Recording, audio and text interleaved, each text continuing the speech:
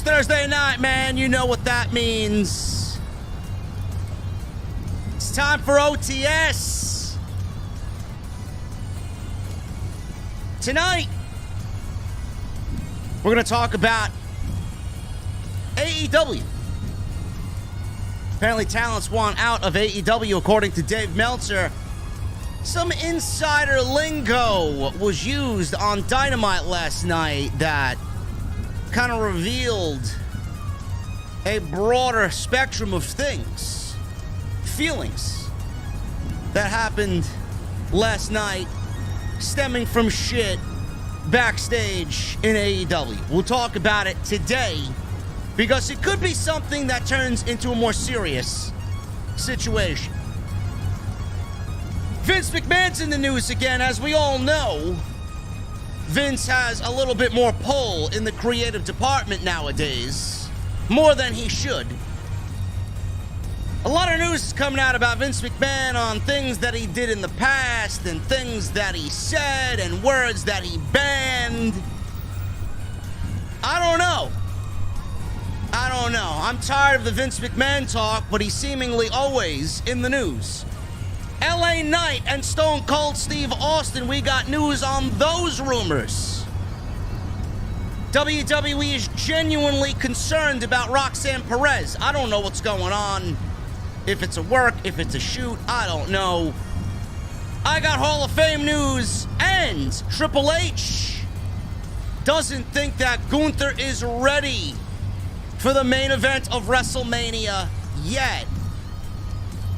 We'll talk about that and why I think Triple H is waiting for one very specific thing to happen with the ring general. Ladies and gentlemen, I'm the fucking IWC general. We're going to the venue and I got my cold beverage. I got one question for you before we get the hell out of here. What the fuck are you guys drinking? I'll see you over there.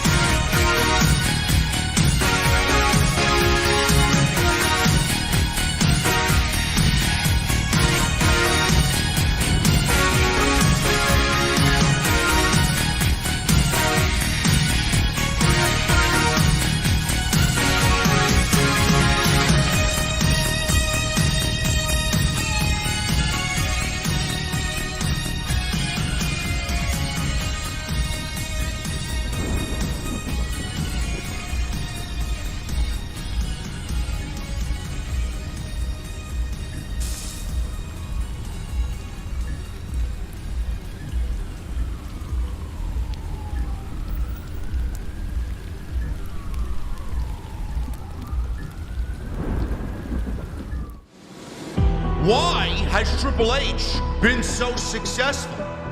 Why is Triple H running WWE better than Vince McMahon and Bruce Pritchard on Monday and Friday night? Long-term booking.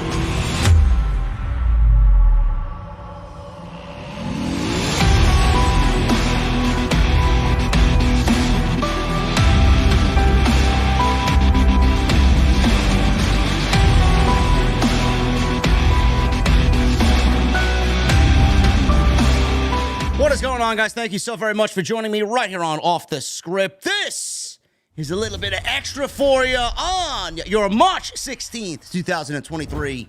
I'm your host, JD from New York. As always, coming to you live from the OTS venue. Thank you guys so very much for joining me on your Thursday evenings, wherever you may be, man. A little midweek break, getting you guys the news, everything you need that's happening in the IWC, I got for you tonight on OTS. And I want to thank you guys, as always, for joining me and hanging out with me for a little bit on your Thursday nights, man. A bit of a hectic day Been a hectic day. I normally have been going live on Thursdays at 5 p.m., but I severely needed a little bit of a nap. And I got back from the hospital visiting my grandmother. Nothing's changed on that front, but I will keep you guys posted if anything dire happens. Obviously, it will affect what I do here. But all is okay for now, and I will keep you guys updated on that. But it's been a rough week, man. Little to no sleep or not enough sleep. I've been going hard at the gym, as always. You know, then mixed with the situation with my grandmother. So a little bit of everything going on here this week. So I apologize for the 2-hour delay in the show, but the nap was absolutely needed. I feel a little bit better now that I closed my eyes for a couple of hours. But we're going to get into it, man. Please follow me on social media. You guys know the deal. At JDfromNY206. That's Twitter, Instagram, TikTok, and Cameo. Thank you for all the love on TikTok. We just surpassed 20,000 followers on TikTok, posting pro wrestling. And I love when people take clips that were uploaded to TikTok about 5 weeks ago and try and make a big deal about it. I mean, bro, it's 5 weeks ago, but thank you for watching the content. I really appreciate you. 20,000 followers on TikTok. I appreciate you guys very much. Twitter's the place to be, as I am on Twitter more than any other social media platform. It, to me, just helps out the show the best way. So make sure you guys go follow me on social. Everything you need is linked down below in the description. Hit that thumbs up. We got over 1,000 people in here. Still people coming on in. Make sure you hit the thumbs up. I'd love if you guys can hit that thumbs up for me. It would really help out the algorithm purposes for the podcast. So make sure you guys go and do that. Super chats are open as always. We'll hang out at the end of the show. And memberships are open. Make sure you guys get them on in. We are very close to the debut of My Mother's Basement. It's coming soon. A whole brand new OTS experience. And we will be doing that WrestleMania weekend. It will be the first night, VIP only. So make sure you guys go and do that and join the channel membership right here on the podcast. And go check out all the other videos that you might have missed on the channel. Jesse and I were live for AEW Dynamite last night. We were live on Monday night for Raw. We were live on Sunday night for episode 468. So go check all that stuff out. And there are YouTube shorts. So go check that stuff out. All on the homepage for you guys. All the content that you could want right here on OTS. We're going to start with some Hall of Fame news, man. The Great Muta is going into the Hall of Fame as announced on the bump by Ric Flair. It's expected that Flair will also induct Muta into the Hall of Fame. I'm sure Flair will make this entire speech about himself, as he usually does, talking about stories of the Four Horsemen and all the things that he found to be most enjoyable. So Ric Flair is inducting the Great Muta into the Hall of Fame. The Great Muta is the alter ego of Muto, who had his retirement match on February 21st against Tetsuya Naito in Japan. Muto first appeared as Muta in 1989 for the NWA before bringing the character to Japan. He had famous matches with various top names, including Sting and Flair. Muta has worked for several promotions, including WCW, All Japan Pro Wrestling, NWA, New Japan Pro Wrestling Noah. He's considered one of the greatest Japanese wrestlers of all time. Never mind that. The Great Muta is one of the most influential wrestlers ever. No matter what, no matter where, no matter what crevice of pro wrestling you guys are watching, somebody's been inspired in some way, shape, or form by the Great Muta. Among the titles he's held during his career, including AJPW's Triple Crown Heavyweight Championship, New Japan's IWGP Heavyweight Championship, and Noah's GHC Heavyweight Championship. And as you guys know, Rey Mysterio was the first announced to be in the 2023 Hall of Fame for WWE. That was announced on Friday SmackDown. Conan will be inducting Rey Mysterio. Hulk Hogan recently also hinted at 2 other names potentially being honored this year, though nobody knows who they are. The other name that is going around that will be getting an induction this year is Stacy Keibler. So she will be going into the Hall of Fame.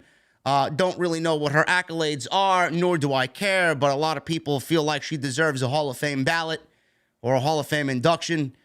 So be it. That's the latest name going around on the dirt sheets for a Hall of Fame induction. You know, fun fact, Jason Solomonster and I actually called a Great Muta match in House of Glory. It's amazing, man. It is absolutely amazing that I have the distinction of watching the Great Muta go into the Hall of Fame this year, and I can pinpoint him and say, you know, I actually called a Great Muta match for House of Glory Wrestling. It's amazing, man. The opportunities that Amazing Red and Brian XL and the Hog family have given me and Jason, man, it is tremendous. And I will go out of my way to do anything I can to help them out. That's how great they've been to us. This is great. I mean, it opens up the doors. You know, Great Muta hasn't really done anything with WWE, but it opens up the doors for others like Muta who have not stepped foot in the WWE to go into the Hall of Fame. Now, a lot of people are going to be looking at the Hall of Fame of, you know, WWE as, yeah, it's nothing but a farce. There's no, you know, legitimate Hall of Fame. There's no real Hall of Fame for WWE. It's all Vince McMahon's fucking ego and, you know, all this other nonsense. But, you know, it's a great distinction to be recognized by a company and people like WWE, like Triple H, you know, especially with the changing of the tide in WWE. You know, I don't know if the Great Muta would actually be going into the Hall of Fame if Vince McMahon was still fully in charge of everything. We don't know. I honestly think, and this is just me speaking out loud, the Great Muta is probably going into the Hall of Fame this year because of Triple H being in charge of creative and him having a say on what happens this year with the WWE product. You know, Triple H is ingrained in the old school. Triple H is of an old school mind. So with him inducting the Great Muta into the Hall of Fame, I just think it's just a great inside way to kind of see the inner workings of what that man truly finds important. So I love that. That's why we all love Triple H and what he brings to the table as far as leading the WWE. And like I said, this opens up the door for other people who have not competed in the WWE to be inducted into the Hall of Fame. Whether you find it to be a big deal or not, some people consider this a big deal, especially from a company that has for so long and is notorious for living in their own bubble, playing in their own sandbox alone, to go out there and honor somebody that's really never worked for your promotion. It's a big deal. It should be looked at as kind of a changing of the tide for WWE and the way that they approach things. So congratulations to the Great Muta. I think that's going to be a very exciting night for all involved there with the Hall of Fame. Dave Bautista is another name that a lot of people are thinking will be in the Hall of Fame this year, but Dave Bautista will not be inducted into the Hall of Fame this year. Exclusively reported by WrestlingNews.co on their Patreon account. PW Insider is also reporting that WWE is not inducting Dave Bautista this year. So far, Rey Mysterio and the Great Muta have been announced, and PW Insider also confirmed Stacy Keibler is going to be announced as well as another inductee, but Dave Bautista was not on the list of people going in this year. Now, he was supposed to be inducted in 2020, but he didn't want to do it because, you know, just like a normal human being, he didn't want to go out there in the middle of a fucking pandemic in front of virtual screens and be inducted in front of nobody. He wanted to be amongst the energy of real fans to show appreciation back for all the appreciation and love that he's been given over his pro wrestling career.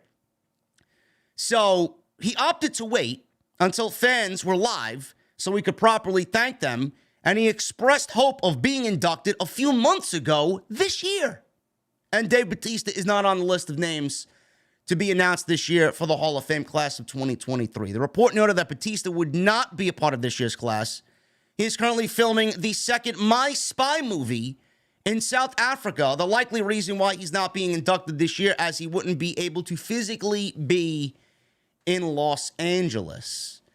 Is Dave Bautista going into the Hall of Fame? Absolutely. It's a matter of when and not if. When he's clearly free, he'll be in the Hall of Fame. It would have been great to see him go in Los Angeles, being that he's kind of come into his own as a Hollywood guy, as an actor in Hollywood, but sometimes the schedule doesn't line up. But it's not a matter of if, it's a matter of when Dave Bautista goes into the Hall of Fame, and clearly Dave Bautista is deserving of that honor, no doubt about it. Speaking of WrestleMania, there was major news in regards to Bray Wyatt this week that kind of sent the IWC into a frenzy. Now, if you watch the show, and this has been my narrative over the last several weeks. Watch the show. You'll see what I'm talking about if you watch the show. A lot of people are saying, oh, I don't see anything different about Monday Night Raw. It's the same show. No, it's not. It's not the same show. When Triple H, Jesse and I talked about this last night because the discussion was raised. Somehow Vince McMahon got thrown into the discussion. And I didn't prompt Jesse to say anything. Jesse's his own man. Jesse is his own fucking content creator on YouTube. I don't tell him to say shit. He comes on the show. He gives his opinion on my show. We don't agree on everything. And that's the reason why the dynamic is so good. Because there is banter back and forth, and there is topical, logical discussion back and forth. I don't want nobody on my show that's going to agree with everything I say. It's going to be fucking boring. And I'm sure you guys are not stupid. You'll see right through that shit. I don't want that on my show. Jesse, on his own accord, even said to everybody last night in front of 2,000 plus people watching us review AEW Dynamite that he feels Vince McMahon is booking Monday Night Raw while Triple H is booking SmackDown because of the sheer difference between the shows. And it's not difficult to see what Triple H is in charge of on WrestleMania and what Vince McMahon is in charge of WrestleMania. Go look at the Monday Night Raws after SummerSlam into the late summer, early fall of 2022. WWE Raw was actually watchable. The foundation of the show was different. The structure of the show was different. And that was all Triple H. Then we start getting into the late fall, early winter. We start getting closer to the Royal Rumble. Now we're in WrestleMania season. And the show is not the same as it was back in September and October. And if you guys don't know that and you don't see it, it's not my problem. This is why you're here, and this is why I'm here to bring it to your attention. This is my job. I pay attention to everything WWE does. Why would I lie to you? Answer yourself that question, or ask yourself that question. Answer it. Why would I lie to you in regards to anything that I see on WWE television? I have no reason to lie. I'm not being paid by nobody. I'm not a shill. I'm not pro WWE over AEW. I'm not pro AEW over WWE. I am pro, I want good wrestling. The show has changed. The creative process for several aspects of the company has changed. You're not going to hear this shit on other shows. You're not. They don't want to bring it up. They don't want to bring it up because they don't want to ruffle any feathers. Because it would be a PR nightmare, and the more notable dirt sheets are not going to say anything. Fightful's in bed with WWE, so clearly they're not going to say anything. Meltzer doesn't give a shit. He's got a long-standing history with WWE. He doesn't give a fuck what he says anymore. Neither does Alvarez. But they get to the fucking truth more so than Fightful does. And everybody else just fucking copies Fightful and then regurgitates their shit. There's not one single fucking show that has a solid thought for themselves. Because they don't watch the show. They don't. Now, the reason why I say this is because Bray Wyatt was a topic of discussion this week. Now, the reason why Bray Wyatt went missing from the Madison Square Garden house show and has been missing for a few weeks now off WWE TV, they said it was a physical issue. Now, whether you believe me or not, I don't really give a shit because I have the sources to back it up. I know what's wrong with Bray Wyatt. I got tipped off on what's wrong with Bray Wyatt, and it is a physical issue. It is a physical issue. It's something COVID-related, and its effects stemming from his bout with COVID before he came back to the WWE. That's the reason why he's off TV. That's the most I'll say. But that doesn't mean that what we've been saying leading up to him being out for the last couple of weeks, that doesn't mean that Vince McMahon doesn't have a say in what's going on with Bray Wyatt. Bray Wyatt's act has changed. The entire presentation for Bray Wyatt has changed. Bray Wyatt in October is much different than Bray Wyatt you see in January, February, and March. The story of Bray Wyatt is a lot different than what you see in October compared to what you see now, January, February, and March. At least when he came back, we started to see little things here and there that were progressing. We saw Bray Wyatt in a different way, a different light, a different form. Then all of a sudden we start to see Firefly Funhouse. Then we start to see Mountain Dew Pitch Black. Bray Wyatt's now a walking advertisement. The feud with LA Knight was fucking great. It was great television. Everything about it was exciting. Did it drag on too long? Yes. But WWE has a tendency to do that. But that doesn't mean it was bad. We got the best of LA Knight that we've seen in years with this feud. He was made into a bigger guy because of it. Bray Wyatt was a little bit more humanized. We saw different emotions from Bray Wyatt. We seen the introduction of Uncle Howdy. Soon as that Mountain Dew Pitch Black match happened, everything went downhill. He wasn't on TV anymore. He wasn't on TV expressing himself as a human being. Firefly Funhouse, Muscle Man Dance, rumors of Bray Wyatt and Brock Lesnar. Everybody was like, what the fuck? You go from LA Knight to calling out Brock Lesnar and Bobby Lashley after the Elimination Chamber's over. How does that make any sense? How does that pick up the storyline from where we left off with LA Knight and where we're going with Uncle Howdy? Right then and there, I'm like, well, hey, this doesn't make sense. I've been saying this for weeks. It doesn't make sense. Bray has nothing to do with Brock Lesnar, and Brock Lesnar has nothing to do with Bray Wyatt. Neither does Bobby Lashley. So why is this match made? Why is this match being made for WrestleMania or teased for WrestleMania? Then we get the whole thing about Omos and Brock Lesnar after that is all over. Because then we come to find out that Brock Lesnar turned down Bray Wyatt and said, no, I don't want to wrestle Bray Wyatt at WrestleMania. Then we get Brock Lesnar and Omos booked officially for WrestleMania. Then I look back at that Bray Wyatt promo where he calls out Brock and Bobby, and I'm like, there you go. There's the missing piece to the puzzle. Triple H didn't book Brock Lesnar and Omos. It was Vince McMahon. Who booked Brock Lesnar and Bray Wyatt initially? Vince McMahon. Vince McMahon finds out that Brock don't want to work with Bray, so we get Brock Omos. He goes and books Bray and Bobby Lashley at WrestleMania. Bray Wyatt and Bobby Lashley was booked by Vince McMahon. He has a physical issue, legitimately. But that doesn't mean the physical issue is Vince McMahon, but it also doesn't mean that Bray Wyatt is free and absent of Vince McMahon booking his creative. He may have a physical issue, but the physical issue that is still going to be lingering after he recovers from this physical issue is Vince McMahon. Vince McMahon has a lot more to do with Bray Wyatt than you really know about.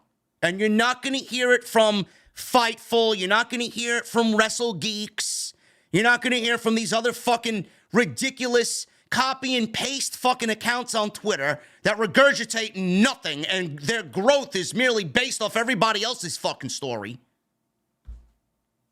Bray Wyatt has been booked by Vince McMahon. WrestleMania has been booked by Vince McMahon. At least 1/3 of it has been booked by Vince McMahon. Bray Wyatt, Bobby Lashley, Vince McMahon.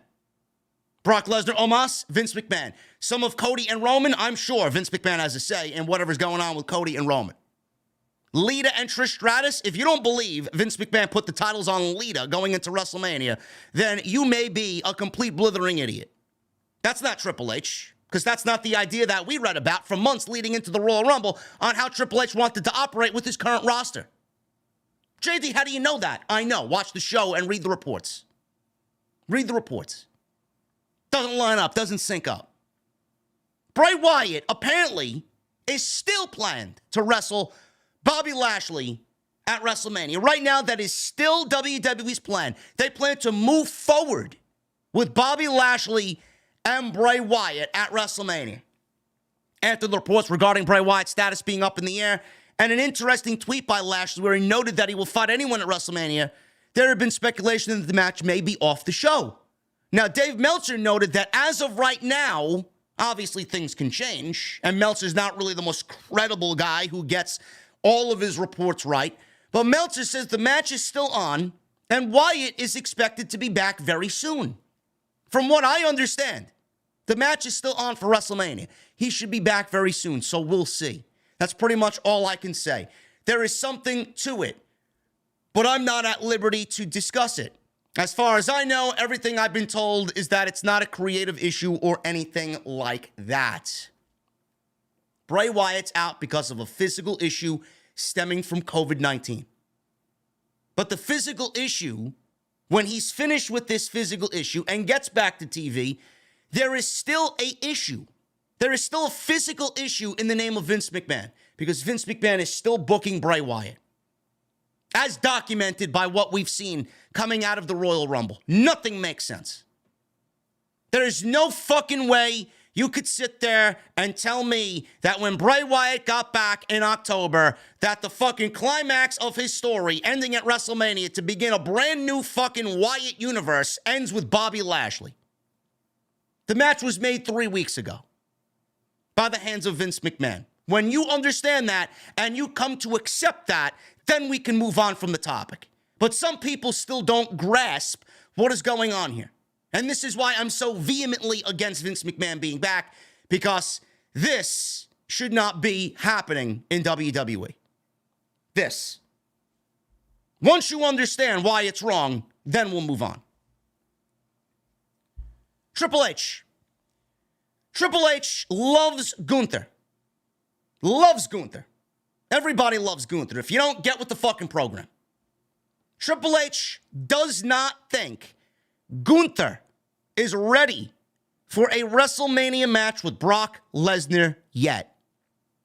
Now, I know you read that topic, you read that headline, and you read the article, and you don't understand why Triple H would possibly say something like that. You read that title, and you see that title in the dirt sheet, and you're probably thinking, well, Triple H doesn't feel like he's ready. Does that mean he doesn't feel like Gunther's going to be a top guy? Comes off in some sort of demeaning way, a negative way that Triple H may be feeling about Gunther. That's not what I read from that. Why would you believe that? Why would you believe Triple H doesn't feel Gunther is ready? Of course he thinks he's ready. But there are things that need to happen before we get Gunther to the final boss phase. Right now, Gunther is in a video game. I'd probably say Gunther is at the middle of the game, somewhere between medium and hard difficulty. You got to get Gunther to a point where he is legitimately fucking sitting in that final stage as the final boss of the video game that you're playing. We're not there yet. We're not there yet. Whether you want to believe it or not, we're not there yet. Holding the Intercontinental title for 300 days is a great start. But that's not going to make Gunther the final boss of anybody yet. Triple H doesn't feel like he's ready for a match with Brock Lesnar yet. Now, back in November, the plan was for Gunther to go one-on-one with Brock Lesnar at WrestleMania. It wasn't the plan. It was an idea. It was never a plan. It was never going to be something that WWE was going to follow through with, because no matter what you think about Gunther and Lesnar, that should have been the match. No. The plan was always supposed to be Sheamus. Always. Always. No ifs, ands, or buts about it. Now we got Sheamus and Drew McIntyre involved, and I'll take two for the price of one. It's going to be a banger match. If it's not Sheamus and Gunther, it's going to be Sheamus, Gunther, and Drew McIntyre. I will take that gladly with no fucking complaint at all. But that was always the plan, just adding Drew McIntyre as a little added bonus, cherry on top. Sheamus and Gunther was always the plan, never Brock Lesnar and Gunther at WrestleMania. He's been very protected. Triple H has protected him. He hasn't been pinned by anybody. Imperium's looked great on SmackDown. This is why we feel here on OTS that Vince McMahon is kind of heavy-handed with what's going on Monday Night Raw, and Triple H is kind of heavy-handed with what's going on SmackDown. Two different vibes of a show are Raw and SmackDown. And I'm not talking about one being 3 hours and the other being 2. Just things that we've seen on Monday. 1 minute match. There was 3 1-minute matches on Monday Night Raw. Triple H books 1-minute matches? It's not what I was seeing back in October, September. Maybe you saw it, maybe on a different show, but I know I was watching Monday Night Raw and we were getting 15 to 20-minute matches spread across 3 hours. 1-minute matches? What the fuck are you going to do? What is Triple H going to do with 1-minute matches? vocabulary being used on commentary that wasn't being used. Remember back in the day when Triple H let them go out there and say wrestling or wrestler and hospital and belt? Those things have not been said since. We got Chad Gable being called short and ugly. We got Johnny Gargano being called small. We got Elias and Rick Boogs doing whatever the fuck they're doing on Monday night. Clearly a Vince McMahon. We got the Maximum Male Models running rampant on Monday Night Raw. Completely a Vince McMahon deal. I mean, what else do you need? What more proof do you need? So that's why we feel like the shows are just drastically different. You could watch the way Gunther is booked and know that Vince McMahon has nothing to do with the way Gunther's booking or being booked. It's all Triple H. That's why we feel like there's two drastic fucking environments on Monday and Friday. Very protected. Vince would have never protected Gunther, ever. Gunther, apparently, before this report, way back when a Royal Rumble was about to be built and we were going into the Royal, there was a report that Vince McMahon wanted to send Gunther back down to NXT. Like he wanted to bury him with the Intercontinental Championship. Some people said, I don't believe that. Why not? Vince McMahon's not capable of taking somebody that Triple H loved dearly and burying them on Monday Night Raw, stemming from a July 4th segment with R-Truth, apparently. He wasn't happy with R-Truth going out there playing Uncle Sam and Gunther being the foreign villain, disgracing America on 4th of July. Something happened there that Vince wanted to just bury him after that 4th of July Monday Night Raw last year. I don't know. The man is demented. The man is literally demented. Gunther protected. Triple H has done his best at protecting Gunther, not losing a single match on Friday night. Sports Illustrated is reporting that the feeling within WWE is that Gunther isn't quite ready for a big singles match against Lesnar at this year's WrestleMania. Now, the belief internally is that Gunther needs another year before conquering a star the caliber of Lesnar. After one more year of further establishing and cementing himself as a ring general, he and Lesnar could have a memorable match on the grand stage. So while Lesnar and Gunther is off the table for this year's WrestleMania, the match could still end up happening somewhere down the line within the next calendar year, when Gunther is a little bit more established. Will it be for the Intercontinental title? No, because Gunther will not be the Intercontinental Champion. Sheamus will be the Intercontinental Champion by the time WrestleMania comes to an end. Now, while he may not see Gunther on Brock's level right now, the feeling amongst many is that Triple H is a huge fan of what Gunther is doing. Triple H has gone on record before to call Gunther an incredible wrestler, and Triple H's love for Gunther has been evidenced by his booking since becoming the guy who's run WWE Creative. Things need to line up before we get Gunther to that final boss phase. He will drop the Intercontinental Championship, and I've said this, though it's going to be a triple threat match, more than likely at WrestleMania between Sheamus, Gunther, and Drew McIntyre, I would absolutely have Sheamus pin Gunther to win the Intercontinental title. Now, you're probably thinking, well, if Drew McIntyre is being added to that match, why don't Sheamus pin Drew? No. You need the visual of Gunther being pinned by Sheamus to give him the Intercontinental title, a title that he's never won before. So that's what I'm doing. Number two, you take that situation, and Gunther is going to be so protected at that point that loss, his first loss, is going to bounce off him like he's wearing fucking unpenetrable armor. It's not going to matter. Sheamus will pin him. The bullet will bounce off of him. He will not be harmed in any way creatively. He'll go into the summer, and right in Saudi Arabia, come May, we have this event called King of the Ring, tailor-made for somebody like Gunther to win the entire thing.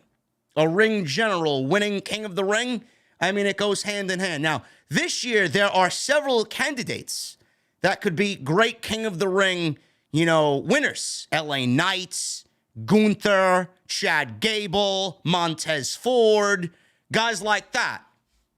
Ricochet. So we could, Drew McIntyre, we could see a whole open field of people win the King of the Ring, but it's absolutely tailor-made for somebody like Gunther to win the King of the Ring. Now, what do the King and Queen get when they win? More than likely a championship match of their choice for a WWE or Universal Championship, Monday Night Raw Women's or SmackDown Women's Championship, depending on if there's two championships by the time we get to King of the Ring. I don't know. We don't know if Roman's going to have those titles after WrestleMania. We don't know if Cody's going to have them. If Cody has them, are they going to split them? Is Raw going to get the WWE title back? We don't know.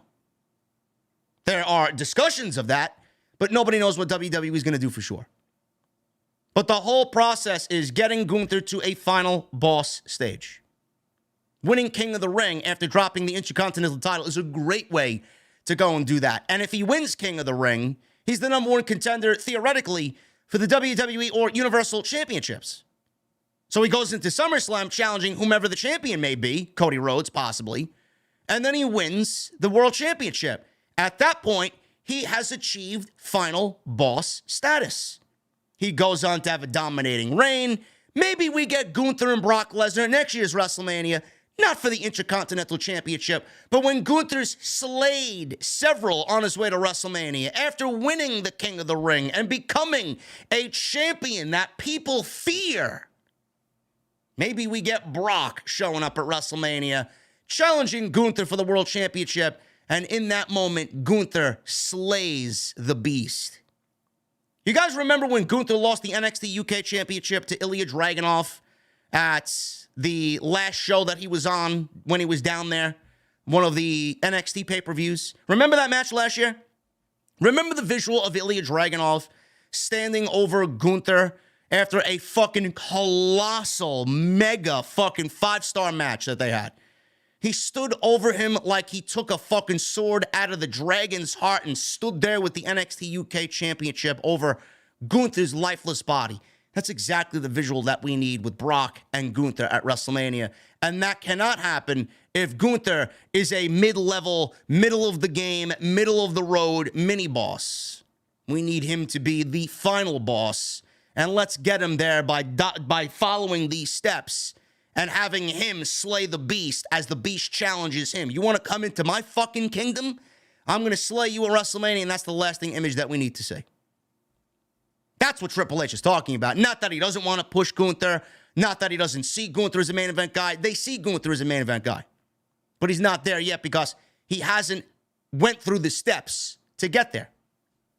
I'm excited about that because ever since Gunther was on NXT and got called up to the main roster, I think legitimately everybody that watched him wrestle for the last 5 years on NXT television saw this type of WWE competitor. Now we're getting it. And Triple H has it. And Triple H is in control, just like he was when he was in charge of Black and Gold. Triple H is not going to waste this one, and he's not going to make a mistake on something that he saw as absolutely fucking, you can't go wrong with that. That's what that means. I'm very excited to see where they go with Gunther. There is more happening behind the scenes right now with Vince McMahon. No shit. No shit. Why don't we tell that to Fightful? That doesn't really want to open up about that. Dave Meltzer appeared on Sunday night's Main Event podcast to talk about the latest news in pro wrestling, including Vince McMahon's visit to Raw when he was supposed to be there to visit John Cena, and he ended up sitting in gorilla position. Meltzer talked about the public reason given for McMahon's visit. Meltzer said that he was told by someone in the company that McMahon was there for other reasons. Meltzer said this on McMahon visiting Cena. That's what they want you to believe. No shit. That's what they want you to believe. They shilled out that excuse to the dirt sheets, and the dirt sheets were like, oh, yes, WWE PR. Please don't take our interviews away from us. Please don't take our access to the scrums away from us. WWE said something, they got on their knees and said, thank you very much. Yes, we'll do what you say. Triple H was in charge, Meltzer says. But I mean, he has an influence on stuff now, and Triple H has even said so, that he talks to Vince McMahon. They talk about it. Triple H has won the one in charge, but Vince offers his opinion. This is what is wrong with the WWE product right now. I'm not getting all Triple H. You're not getting all Triple H. You're getting 50% Triple H and 50% Vince McMahon. The clashing of both creatives is not good television. You're getting the best of one and the worst of one, which then means WWE is only operating at 50% of where they should be. It's not what I want to watch on weekly television. Triple H's influence should be spread on Monday and on Friday. He may have some say on what happens on Monday, but SmackDown is where I finally see Triple H come into his own. That's where we see Triple H kind of express his creative freedom. And that's natural, Meltzer says. I talked to somebody there, and about, like that night, it was just like, that's what they want you to believe with Vince McMahon being there visiting John Cena. But, Levesque is the one in charge, and he's the one giving all the orders and everything like that. But Vince was there, and whatever that means long run, who knows? We'll see. Meltzer was then asked if it's possible that Cena was the only reason why he was there. Meltzer responded, and I quote, "I'm just kind of told it's more than that. When I said that's what they want you to believe, that means that there's more to it with him being there in Gorilla than they're letting you on." There's been a lot of speculation that some of the changes in recent weeks to WrestleMania have happened because of Vince, and many have pointed to the Omos and Brock Lesnar match as something that has Vince's fingerprints. Not just that. Bray Wyatt, Bobby Lashley, some of the Cody Rhodes stuff, Lita and Trish Stratus being on the show. That is all Vince McMahon. Triple H even said he yields phone calls weekly with Vince, and Vince offers his opinion. Vince should not be giving his opinion. That's not what we were told as a consumer of the product.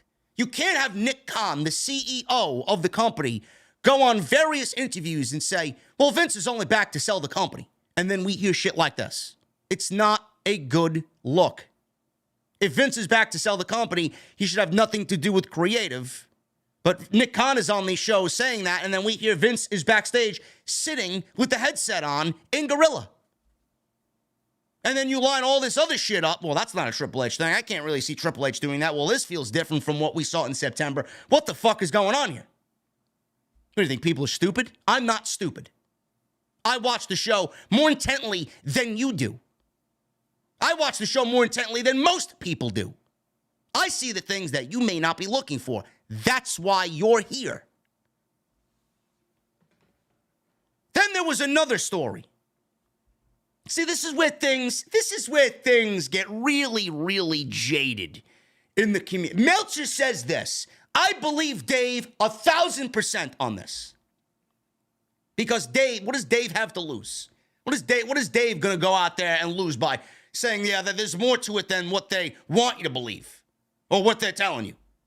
Then we get Sports Illustrated, another paid WWE source. Sports Illustrated, like they're gonna lie to you, right? They're gonna take the WWE thing and take the WWE excuse and then fucking not say what WWE wants them to say.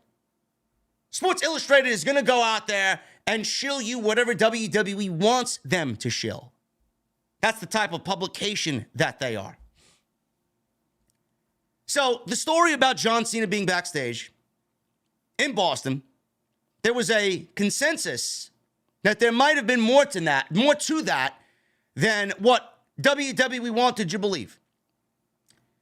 A new report coming in from Sports Illustrated has provided the following. Justin Barrasso wrote via Sports Illustrated that he spoke with multiple people who were backstage who said McMahon purposely stayed out of the way. I can guarantee you that the people Justin Barrasso had access to are a lot different than the people Dave Meltzer spoke to. The people that Dave Meltzer spoke to, those are the people lower on the totem pole that are going to tell Dave exactly what's going on. The people that Justin Barrasso spoke to, they'll be a little bit more higher up in the totem pole because WWE is never going to fucking give Dave Meltzer in a dirt sheet the legit truth. Justin Barrasso and the people that Justin Barrasso spoke to are going to be a little bit more higher on the totem pole, which that means the more higher on the totem pole that it is, the more bullshit that you're going to be fed. It's just the nature of the beast. I don't believe a fucking word out of this story. Purposely stayed out of the way. That's why we got 4 one-minute matches, and we got Johnny Gargano being called small, and we got Chad Gable being called short and ugly. He purposely stayed out of the way. Sure thing.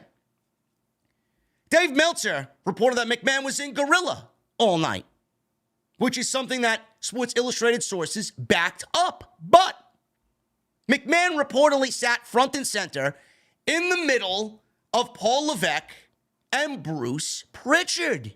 So we got Bruce on one side, which I'm sure he was happier than pig in shit. Oh, you know, Bruce is happy than anybody. He's happier than anybody that Vince McMahon's sitting there. He's like, things are back to normal. And we got Triple H. So, despite this, it was said that he was not wearing a headset. But we were told that he was wearing a headset and sitting in Gorilla. He was not wearing a headset, and he actually just spent most of the night on his cell phone. Sure thing. Who is Vince McMahon talking to on his cell phone that he can't talk to when he leaves the building or at the hotel room or in his fucking condo in Stamford or in the limousine on the way home? Who's he talking to? When wrestlers came to Gorilla for advice from management, specifically Triple H, it was said that McMahon hardly even raised his head and never offered any insight. Sure thing, man. Man of many words. A man that weasels himself in and out of situations. Now you want me to believe Vince McMahon's got nothing to say, and he hardly raised his head. This is the guy that sat at home for 6 months and contemplated every single hour of every single day on how he could get back in there, blew up the board of directors, changed bylaws, fired board of directors, hired Michelle Wilson and George Barrios back, told the stockholders and the shareholders you don't fucking need them anymore, unanimously voted him to stay away, only for them to unanimously vote him to come back.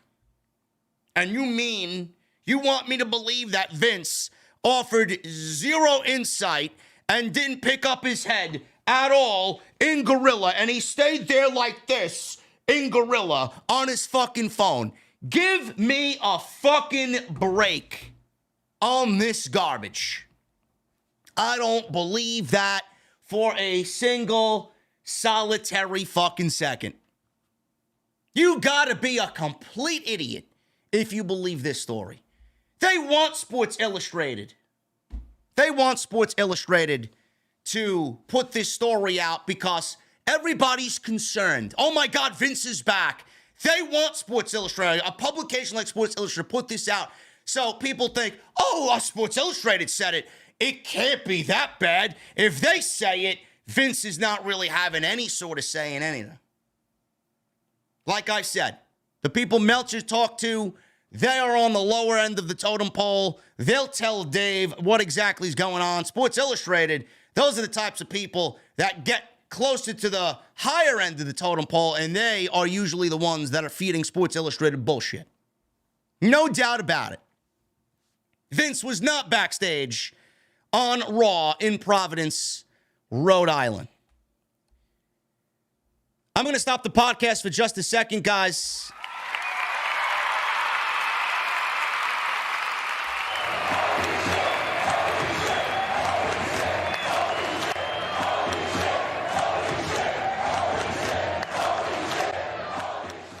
Raging Girl Gamer with a $500 super chat tonight on OTS. Oh my goodness, man. Gonna take a little bit here to read what Rage has to say. OTS fam and JD, I'm tired. You may not see me anymore. I'm in a position where I don't know how to deal with it. Never lost anyone close to me, and now it's about to happen soon. Love you guys. JD, you inspired me to do a lot of things, and I may give up. I need time to think but you deserve this.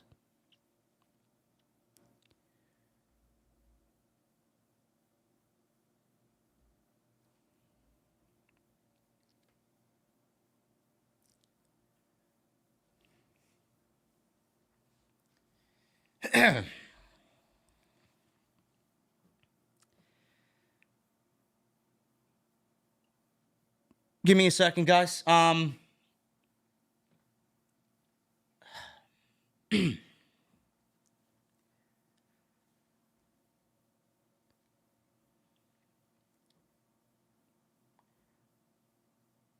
Rage. First of all, I thank you. I thank you. Number two, I know how difficult it is to lose a loved one. Everybody grieves in their own way.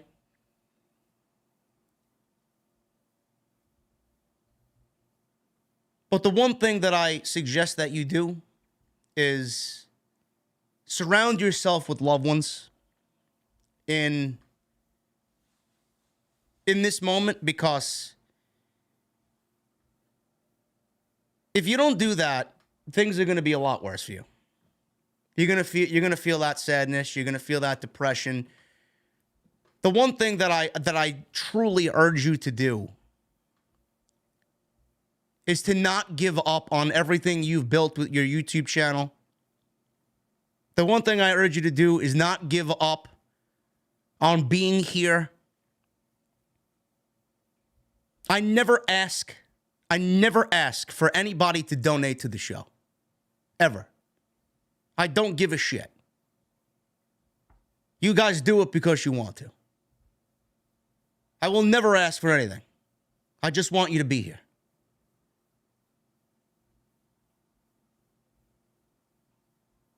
You need to be here. The most valuable thing to me is if you're in the chat. I don't care. Everything else is unimportant to me. I know you're about to lose your mom, and I trust me, fuck cancer. Fuck it. I don't know what's going to go on with my grandmother. You know, I could be in the same situation there. But you need to be here. You need to be around people that are going to give you the strength to make sure that you're okay and give you the strength to continue pushing on through this dark time and this tough time. Because you got a lot of people here that love you. You got a lot of people that are here. I know I'm a little iffy with the DMs on Twitter. I don't usually get to everybody immediately. Terrible with that. I'm terrible with emails. But if you need me, there are several ways to reach out to me. DM on Twitter. Reach out to me via email. My email's in the fucking Twitter bio. You got Jesse. You got Hooligram. You got Otis. You got half of the fucking... You got Guardian. You got people here. And I know they're a part of your community too because I've seen them. Don't go nowhere. The last thing I want to hear from you is you don't know how to deal with it and that we're not going to see you anymore. The most important thing to me that you said is that I inspired you. I don't really understand that. I still don't grasp that after all these years of what I mean to people or what I do here, you know, how it means to people and what it does to actually get people through their day. I'll never understand it. I'm grateful for that type of thing. You say that I deserve the super chat. You deserve to be here because you deserve the love and support from this community that we've built up together. So the last thing I want to hear from you is that you're not going to be here anymore. There's one thing I ask you to do. It's not to go anywhere. Hooligram's already telling you in the chat that he's going to text you. We love your rage. We appreciate you. And I could never thank you for the years of support that you've given the show. Everything's going to be all right. It's going to suck. I'm not going to tell you it's not. It's going to suck. This is shit that we have to go through as human beings. I'm already fearing the worst with my own situation. I got a cat that's got kidney disease that sleeps right next to me every show. Who knows how long she's going to last? I'll be fucking a puddle of fucking tears when this happens. We're going to have to deal with it. We deal with it in our own ways. I'm going to be inconsolable for weeks. But that doesn't mean you don't have people that love you here and that want you here and support you and want to help you get through it the best way that they can. If you guys are listening to this on YouTube live now, if you guys are listening to it on Apple or Spotify and you're a little annoyed by the break in the news and the whole flow of the show, I apologize, but when you get a $500 super chat that kind of just emits that type of emotion, man, you know, you gotta just put a pause to everything that's going on right now.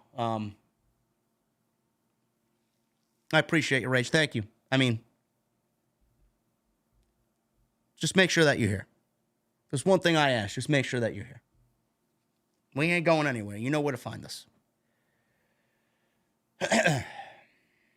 So like I said, Sports Illustrated is the type of publication that's going to fit right into WWE's agenda and their narrative and push out exactly what WWE wants. It's just like I said, the nature of the beast. WWE knows how to get their narrative out there, man. And they got people that will do anything that they ask. And it happens with certain journalists in the community, too. Just the way it is. LA Knight. Let's shift gears to LA Knight. LA Knight, one of the best things about WWE television. I've been asking for more LA Knight. It looks like we are going to get more LA Knight. There's been a lot of talk about LA Knight as of late. He showed up on Monday Night Raw and basically made a case for himself that he wants a WrestleMania moment because you can't have a WrestleMania in Los Angeles without LA Knight. So Cody Rhodes challenged LA Knight on Monday Night Raw. A very good TV match. I'd like to see a little bit more of them in the future. And sources are now reporting that people in positions of power in WWE are very happy with his work and are very happy with the crowd reactions he's getting at the live events.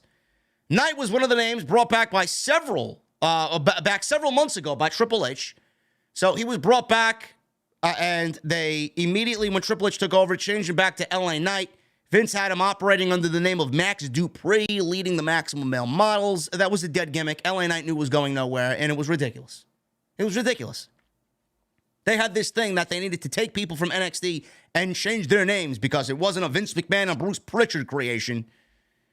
So Triple H, you know, loves LA Knight, brought back by Triple H, and the belief amongst those that are reporting this is that Triple H wants to do more with LA Knight after WrestleMania. Now, nobody knows if this means he's going to be in line for a title match or a title program, but it's worth noting that after the Cody Rhodes match, clearly they got big plans for him, and with the King of the Ring coming up, people are already speculating that he could be potentially the winner of the King of the Ring. Money in the Bank is going to be at the O2 in the UK. People are already speculating that that is a heel shtick. That is a heel gimmick, and he would be perfect for that as well. Mr. Money in the Bank, LA Knight. I mean, we could be looking at Gunther winning the King of the Ring and LA Knight winning Money in the Bank, man. A 1-2 combo that I think is unbelievable for WWE on the heel side of things. Bigger push for LA Knight, man. I'm all for it. You see the crowd reactions that he gets? Do you see the crowd reactions that this man gets? I mean, people are chanting in unison when he does, yeah. It's a great thing to see. And he's gotten over on his own. He's gotten over because he just emits cool. He's different than everybody else on the WWE roster, on that heel side. He's just cool. People want to like him. Can't wait to see more of LA Knight.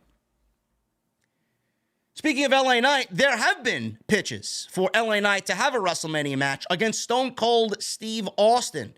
Fightful Select is reporting that there is news about LA Knight's name being pitched for a Stone Cold Steve Austin match at WrestleMania. Now, the rumor was making the rounds on social media for a couple of weeks.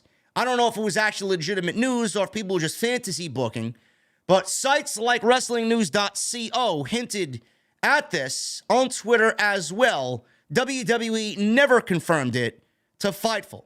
Now, there's no confirmation that Austin versus Knight is happening, but it's interesting that Austin is in tremendous shape right before WrestleMania, and he's left the door open to wrestling again.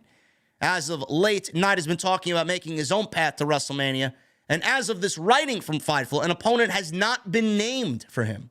If Austin does not agree to return, then there might be a spot open for LA Knight if Bray Wyatt is not able to wrestle at WrestleMania. That's exactly where I was going with that. I mean, LA Knight versus Bobby Lashley is not really something that I desire to see. But if Bobby Lashley has no WrestleMania opponent and LA Knight's looking for a way into WrestleMania, I mean, the door is right open there. Is it a match that people want? No. But it would get LA Knight on the card. The other thing is, if they want to do Austin in some which way at WrestleMania, I mean, Austin doesn't need to be advertised for a match. LA Knight could show up like John Cena did all those years, and he called out The Undertaker, right? The Undertaker just left him on, on red, theoretically, and John Cena showed up to WrestleMania sitting amongst the crowd. And then The Undertaker came out the day of WrestleMania. LA Knight could do something like that as well, where he's lobbying to be on WrestleMania. He wants management to do something about it. I'm going to be at WrestleMania. You guys are going to find me an opponent. I'm calling out anybody. This is LA Knight's moment.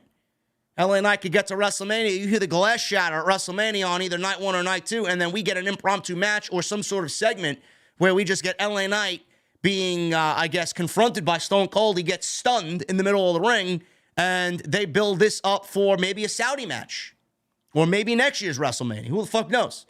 But that could be a WrestleMania moment in itself, being stunned by Stone Cold Steve Austin after being, the guy who called management out and they never answered his call. I don't know.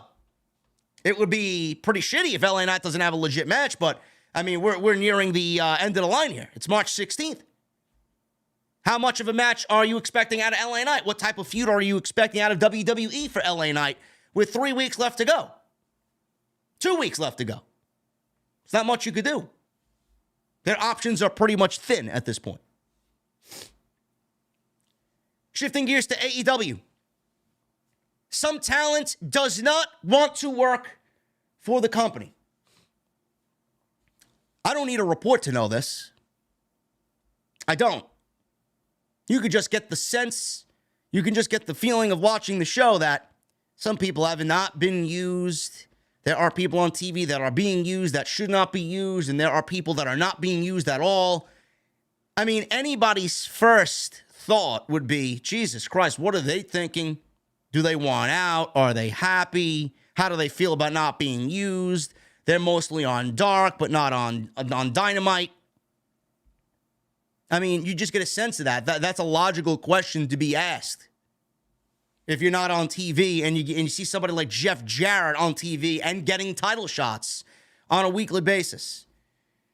So this all started coming out of last night's Dynamite when Tony Khan put all four pillars in the ring at the same time. MJF, Jungle Boy, Darby Allin, and Sammy Guevara.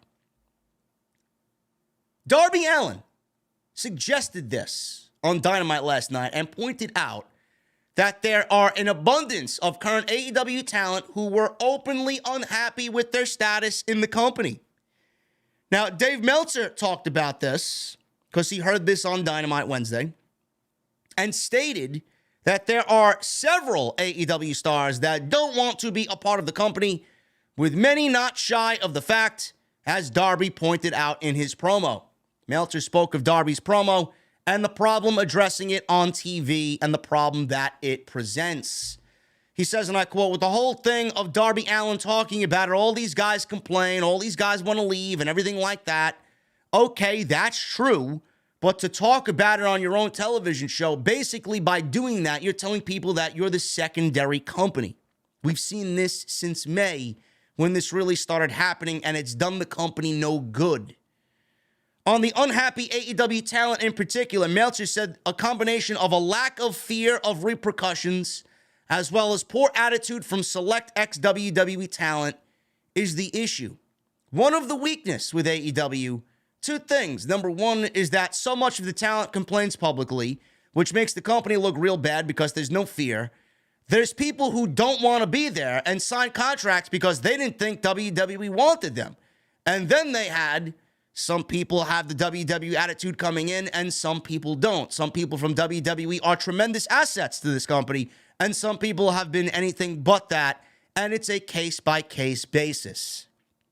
There are several AEW stars who have reportedly wanted to leave the company in recent months to potentially go back and work for Triple H and WWE, with names rumored including Malachi Black and Andrade El Idolo. Malachi is a trios champion with the House of Black right now, and Andrade, seemingly, if you follow him on social media, has been training for a comeback, whether that's for AEW or elsewhere. That remains to be seen. Meltzer also believes that by pointing out these things on your own product, it only serves to paint AEW as the inferior product. He says, the fan base has gotten softer. They're not as into it as they were because they're being told before then it was like, we're going to be number one or we're the better product, but they're the older product. We're the younger, cooler product and all this. Now it's like everyone wants to be in WWE. Half our guys want to be there or tease they want to be there. And we're the product with the guys that either aren't good enough to be there or the few guys who don't want to be here. End quote. While Darby's comments were newsworthy, Meltzer also was critical of Jungle Boy's comments on MJF, saying that MJF never worked Dark, Elevation, or Rampage, making them seem more lesser shows to Dynamite. I actually said this on the show last night when Jesse and I were discussing this. I said, don't you think that by Jungle Boy claiming MJF never wrestled on Rampage, Dark, or Elevation before he was world champion, that the fact that he never worked those shows kind of makes those shows less than? If MJF doesn't want to work those shows, what the fuck did that say? And MJF's he's the crown jewel of the company. Meanwhile, you got Cody, who's worked those shows. You've gotten Kenny Omega, who's worked those shows. You got all the elite that's worked those shows. Moxley has worked those shows. Bryan has worked those shows, but MJF don't. Is MJF better than everybody? Is MJF more valuable than all the names that I just mentioned? No. Is MJF the type of guy where he doesn't want to work those shows? Is that a valid enough opinion on what those shows mean to the company if he doesn't want to work those shows? Yes. Yes. This was before he was the world champion. I don't expect the world champion to show up on Dark or Elevation. But he's the world champion. I mean, Punk showed up on Rampage. He worked Rampage. But MJF can't be bothered to work Rampage. Doesn't paint those shows as, hey, this show is important enough to us that MJF wants to be here.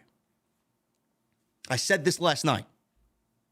I had no idea Meltzer said this. I don't listen. Clearly, I didn't listen to Meltzer. I said it last night while everybody else was still getting their bearings together about what they just watched. Meltzer does his show the following morning. Now, the idea about the company having talent that doesn't want to be there, and the report cited poor attitude and lack of repercussions or lack of fear. Yes. But these talents are stupid enough to think that Triple H is completely in charge. You know, things are different now. You know, this is not like it was last year when the company itself was imploding with the CM Punk Elite situation, where Sammy Guevara and Eddie Kingston were getting into backstage brawls, and Sammy Guevara and Andrade were getting into backstage brawls, and Miro was, crying on social media. Malachi wanted his release. You know, this is not then. The landscape has changed very drastically from less than a year ago. You know, all these talents that wanted to go back to WWE, they may not be thinking that now. And to be quite honest with you, I don't know why you would want to put all your eggs into that WWE basket even now. There is more uncertainty in WWE now than there was in August. So why would you want to go back there? Triple H is not completely in charge. I don't give a fuck what Sports Illustrated says or what SAP says or what these other guys say. He's not completely in charge. So you theoretically, realistically, possibly may be walking back into a situation where it's the same as when you were there last when they fired you. Why would you want to walk back into that situation with a uncertainty looming with Vince McMahon still having his hand in the cookie jar? Why would you want to go back there with the uncertainty of the company being sold? We don't know who the company's being sold to. We don't know if it's being sold to somebody here in the United States, like an Endeavor or a Netflix or a Comcast or an NBCU or whoever else, Disney. We don't know. We don't know if it's going to be somebody that's not going to stand for Vince McMahon bullshit or if it's going to be sold to the Saudis. That's also looming over everybody's thought process about where they want to go work and spend the rest of their days and their careers. Do you want to go work for the WWE owned by the Saudi government? I don't think that's going to be a good look. You're going to have people in WWE that don't want to work there, knowing that the company was sold to the Saudis. Why the fuck would you want to go back there? Additionally, everybody, this talent that don't want to work for AEW anymore, I could say the same thing on these guys that I would say about the WWE. The grass is not always greener on the other side. How many people do you think WWE is going to be able to push on 5 hours of television across 3 hours of Raw and 2 hours of SmackDown? They can't hire everybody. They got an overloaded roster right now, and they're in the middle of a brand split. There's 2 separate brands. Monday Night Raw is seeing the same fucking matches every goddamn week. You think you're going to interrupt that flow over there? No. SmackDown's only 2 hours. You think you're going to get in over there and get some TV time weekly, every single week? No. So no matter your desire to go back to WWE because Triple H is there, he can't take any more people. If he does, then more than likely it opens up WWE to get back into the swing of things of releasing talent. And we don't want them to do that again. And then we're right back to square one. We're subtracting by addition. We're going to take these people that AEW clearly, isn't interested in pushing and they're unhappy being there. We'll take them in, but we got to get rid of some people here. And where are those guys going to go? The talent that WWE let go, where are they going to go? Most of them are going to go to AEW. They'll be on Dark, and then some of them will be on Dynamite, and some of them will be on Rampage. And then the whole cycle begins again. Then you're right back in the same boat where these people now are complaining, wanting out. You'll be the fucking ones complaining. Why ain't I getting enough TV time? Well, they just fired you over there, and you opted to come over here because it was your only option. AEW right now is people's only option. WWE has their own problems. A lack of leadership has always been a problem here. Always. Tony Khan, has he gotten better? I don't know. He's done things that have been, yes, thumbs up. Finally, he's acted like a leader. But has he done things long-term to really make me say, Tony Khan, I get is a great boss. I feel like he's a great boss. He's the type of guy that'll drink with you after a hard day's work. He'll love, everything you're doing. He's open, he's honest, he's accessible. That's the type of guy I feel Tony Khan is. And I truly believe he is. But is he a leader? Is he a leader like Triple H? Not to diminish anything that Tony Khan has done, but he's not the type of guy that Triple H is leading his company. Triple H is grade A professional. Tony Khan, little rough around the edges when dealing with the media and dealing with PR.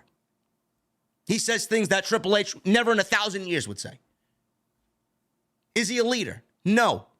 Tony Khan is more of a brother, a friend, than he is a boss. That's where the lack of fear comes from. These people can go on social media, and these people can cry on social media and say, I don't want to be here. What's going on? I want out. Yada, yada, yada, blah, blah, blah. What's going to happen? Is Tony Khan going to say something to them? No. He lets them do whatever they want. They don't have a grasp on that type of thing. Tony Khan will react the way Tony Khan does, petty. Miro said something. Lana said something. CJ, his wife, said something about going back to WWE. Since then, have we seen Miro on Dynamite? No. Tony Khan can be a petty bitch when he wants to. I still feel Miro is being punished for what his wife said about them maybe going back to WWE when all is said and done. Why would Tony Khan want to invest in somebody like that and make them a company guy when their first inkling is, yeah, I'm just going to work here and then go back to Triple H? He's not going to do that. So yes, he's going to act that way. He'll fucking bury you quietly. That's why they don't want to be there. Maybe you should shut the fuck up. Maybe you should speak to Tony one-on-one. Maybe you'd have a better line to get on TV if you talk to him directly instead of crying about why you're not on TV on social media. But yes, some of these people fear that they can say, or don't fear rather, they have no fear where they can go out on social media because if they don't get on TV, they're being paid, right? They got guaranteed money coming to them. I'll sit my contract out and then I'll go back over there. Or if they say something and they don't want to be there, they'll say it in hopes of getting fired or released and then go back over there. But Tony is just burying them quietly. You know, they have no value. It's the WWE method. Take them off TV, let them set out their contract, their name value diminishes, nobody gives a shit about them, hasn't heard from them in months. We'll release them or let their contract run out, and then what are they worth? What are they worth to us? We're in control. Tony Khan's in control. What is Miro worth now? 0. Who gives a shit? There needs to be more of a leadership in AEW. Jericho has leveled up. Moxley's leveled up. Bryan's leveled up. There needs to be leadership there, but they're not running the company. Tony Khan's the boss. Tony Khan makes the final decisions. There are legitimate concerns about Roxanne Perez, former NXT Women's Champion. She's no longer the Women's Champion. Vacated the belt as of Tuesday via Shawn Michaels on Twitter.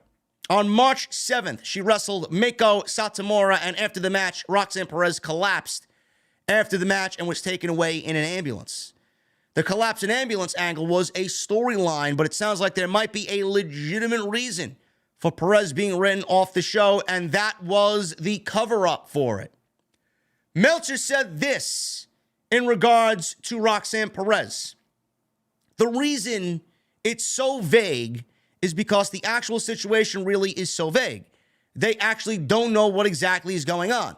So until they do, they kind of have to go in there, well, we don't know if she's stripped of the title. Just a bunch of things going on. What I was told was it's a vague situation in the sense that hopefully there's nothing wrong, but there might be. I thought this was a work, to be honest with you. She didn't faint after the match. That was an angle, a cover-up story for something else that may or may not be going on, and they don't know exactly. So therefore, they did the Shawn Michaels angle. I don't know what it is. I was just told that it's a cover-up story for something, and they don't know exactly what it is. So therefore, it's a vague story because the actual situation is vague. Gotta love Dave Meltzer's quotes, huh? There had quite clearly been building to Roxanne Perez defending the title in a singles match against Tiffany Stratton at Stand and Deliver as of last week prior to this angle. So the plans obviously have changed. And now there is a ladder match to crown a new women's champion at the pay-per-view Stand and Deliver. Right now, Zoe Stark and Gigi Dolan have qualified for this ladder match. And nobody knows how many other people will be joining them at Stand and Deliver. Listen, man, nobody knows. People are going to be speculating, of course, just like they do everything else. Is it a legitimate injury that she suffered in the match? Is it a legitimate injury she had coming into the match? Is it something mental? Mental health is a big, big deal nowadays. Is it something at the young age that they kind of put on her? Again, I don't want to speculate, but, if I'm 21 years old, I would probably be feeling fucking overwhelmed as fuck. Here you are. Here's the NXT Championship. Mandy Rose is going to be fired. We're going to make you the queen of this division at 21 years old. Maybe the burden of that, filling the void for somebody like Mandy who held the championship for a year, maybe it broke her down to a point where she was just stressed out. I don't know. Again, I don't want to speculate, but at the end of the day, she is so valuable to the WWE Women's Division. She's going to be a keeper. She's great. And I hope she gets better, whatever it is. I legitimately thought this was all an angle. I thought this was an angle to set up the Stratton match with Tiffany Stratton winning the championship, which may still be the plan at Stand and Deliver. I don't know who else should win that title. Tiffany Stratton's the one that should be the champion. I honestly believe it's going to go Tiffany Stratton winning the championship. Nikita Lyons comes back. Nikita Lyons and Tiffany Stratton's the match you build when Nikita Lyons comes back from injury. And then Nikita Lyons is the champion. Tiffany Stratton gets called up. It's just a nice cycle. Nikita Lyons gets some time with the championship. Hopefully she stays healthy. She builds her resume. She gets better at what she does. She gets called up. Got two talented ladies there. So we'll see what happens. I hope she's all right. Too valuable to be injured so early on in her career, especially with Mandy Rose just being let go by WWE not too long ago. And now the title that was taken off her had to be put on Roxanne, and Roxanne now had to vacate the title. It's like the women's title's cursed. It's like that women's division is cursed. Dragon Lee. We saw him on NXT a couple of weeks ago. I said Dragon Lee versus Wesley for the North American Championship would be something that we should see at Stand and Deliver. Clearly, that's not the direction of where it's going to go. But Dragon Lee still may be added to a North American Championship match, as Wesley will be defending that in a multi-man match at the pay-per-view. But Dragon Lee is hoping for a main roster call-up after his time in NXT. Now, Dragon Lee is a big deal. It was a massive signing for NXT. It really is a signing that could change the feeling of the brand, namely considering he had, that indie style, that luchador style. It's something that we're not seeing on NXT 2.0 or this NXT 3.0 version. We're not seeing guys like Dragon Lee on that show. Now, Dragon Lee's brother, Roosh, is in AEW, and Lee himself appearing for the company previously in a trios match alongside Roosh and Andrade against the Elite. Lee's move to WWE surprised a lot of people because everybody thought he'd probably just end up in AEW with his brother. Now, while in AEW around the same time as Lee's signing, AEW had scooped up their own luchador, their own Mexican star, Bandito, who has not been on TV in months, and the last I heard, it was a visa issue. Now, Meltzer on Wrestling Observer has been discussing both Bandito and Lee's future in their respective companies. Dragon Lee and Bandito are basically starting at around the same time, and both are equally talented. Both are super talented guys. I think Bandito's got a little bit more charisma, but Dragon Lee's almost the same. It'll be interesting over the next year who made the right choice. Probably, I would say, if you put a gun to my head, I'm going to say Dragon Lee's probably the one that made the right choice. Because Bandito, he could be great. He could be great in AEW. I just don't really see I would say the urge of Tony Khan to get Bandito on television. Those are the types of guys that should be competing for Orange Cassidy's international championship. Guys like that. Guys like Roosh. I don't know why they're not on TV competing for titles like that. Stories revolving around titles like that, including those guys. When discussing Lee in particular, Meltzer questioned Lee starting out in NXT rather than going to the main roster and how this will affect his success. Dragon Lee is going to get a lot of TV time, but he's also banking on the idea of making it to the main roster in 1 year and making money, because in NXT, he's not making a lot of money. It's not big money, but he's also not going to starve. He's making money.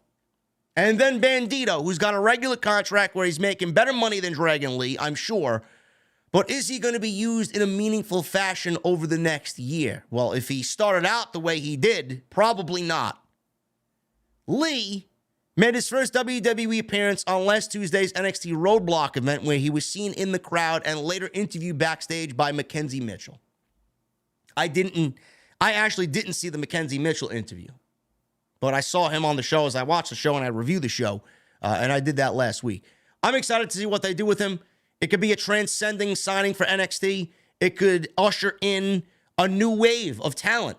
If Dragon Lee goes to NXT and succeeds on NXT, it could open up the door for talents like that to say, you know what, maybe NXT isn't as bad as I remember it being only a year ago, and maybe this gives WWE the itch to go out and sign more indie talent like Dragon Lee to fill that show with, so we can get rid of this, whatever the fucking stink is on that show. It's not good. On many weeks, it's not good. There are things I like about the show. There are guys I like in that men's division. There are ladies that I like in that women's division. But the overall cohesiveness of the show for 2 hours is not my cup of tea. It's just garbage. The writing sucks. The crowd sucks. That performance center sucks. Commentary sucks. The lighting sucks. The everything about the writing in their promo sucks. I don't know. I don't know. You guys may feel differently. I mean, I can't get past all the fucking wrong with the show because it's not what I remember it being and it's not what I envisioned. I mean, Vince is not there anymore running the show. Shawn Michaels should know better. Why are we still stuck on NXT being an extension of Vince's vision? That's all it is. Nothing's really changed. The logo color may have changed, but the vibe of the show has not changed. It's not. What is changing is Pete Dunne. This actually shocked the shit out of me. Butch is going to be no more. Triple H wants Dunne back with his NXT gimmick on the main roster. WrestleVotes told Give Me Sport that Butch is set to revert to his old gimmick, something Triple H originally planned to do last year before the Brawling Brutes got over and plans were pushed back. Now plans are back in place for Butch to return to his old character. Now we may find out why he hasn't been on TV for several weeks. Absolutely, says WrestleVotes. I was told that's in the works. When Hunter came back, I was told that Pete Dunne was due to become Pete Dunne, but somebody said to wait because the Brawling Brutes were just starting to catch on. When Pete Dunne returns, it won't be as a member of the Brawling Brutes. I'm sure he'll be back by the end of this year. Nobody is going to have a problem with that. Now, I love the Brawling Brutes. I love the Brawling Brutes. It'll be very easy to change his name from Butch to Pete Dunne and keep him aligned with Sheamus and Ridge Holland. I think they're a great trio. I think they'd be a great tag team. I think they could do the singles thing together. They don't need to split up. I think the Brawling Brutes are very good together. But it all depends on where they go with Sheamus when he wins the Intercontinental title. But Butch, I mean, it wasn't going anywhere, ever. It was a Vince McMahon thing. I remember being at House of Glory, and I looked over at Solomon sitting on commentary during intermission.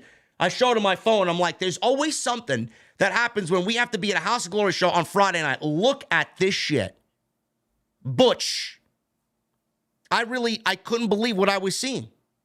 He came out as a fucking... He came out legitimately as a cartoon character. He came out as Scrappy Doo. That they had him fucking, let me at him, Scoob. Reggie. Ridiculous. Pete Dunne is best for business. Plus, I don't know what Triple H is thinking. He may be thinking long term. You guys know the fucking absolute wars that they had together on NXT. Can you imagine when Gunther gets to final boss status? Can you imagine Pete Dunne versus Gunther again on the main roster, reliving some NXT TakeOver classics on pay-per-view? I mean, just take my money. Best for business, no doubt about it. John Cena. Shifting gears here, man. We're wrapping up. We got a couple more stories, and then we'll get into the Super Chats. John Cena.